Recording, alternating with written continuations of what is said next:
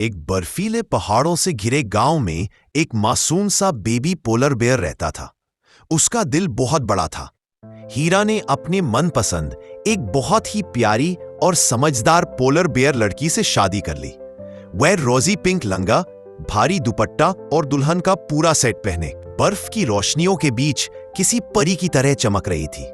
शादी के बाद दोनों हीरा के घर आशीर्वाद लेने पहुंचे, पर हीरा के परिवार को उसका फैसला पसंद नहीं आया। हीरा के पिताजी गुस्से में बोले, हीरा, तूने हमें पूछे बिना शादी की। अब इस घर में तेरी कोई जगह नहीं है। तुम दोनों की शक्ल भी किसी ने देख ली तो उसकी शक्ल मैं जिंदगी भर नहीं देखूंगा। जा सकता है यहां से। एक हीरा के मासूम चेहरे पर जैसे किसी ने चोट की हो। उसकी पत्नी डर से उसका पंजा कसकर पकड़ लेती है। दोनों भारी दिल लेकर घर से बाहर कर दिए जाते हैं। बर्फीली हवाओं में हीरा अपनी पत्नी से बोला, चिंता मत करो, मैं मेहनत करूंगा, तुम्हें किसी चीज की कमी नहीं होने दूंगा।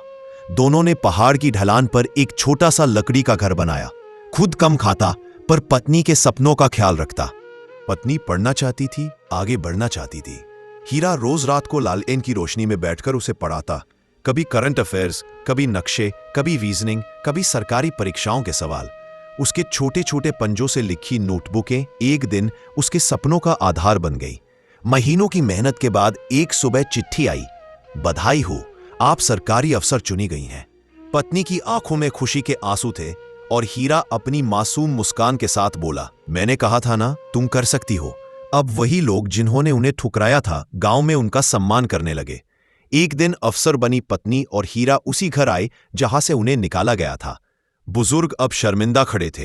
हीरा, हमें माफ कर दो बेटे, तुमने साबित कर दिया कि असली परिवार वही होता है जहां प्यार और साथ हो। हीरा आगे बढ़कर बोला, गलतियां किसी से भी होती है, हमारा दिल छोटा नहीं है। हम आए हैं आशीर्वाद लेने, बदला लेने नहीं। और फिर पहली बार पुराना घर उनके लिए सच में घर बन गया।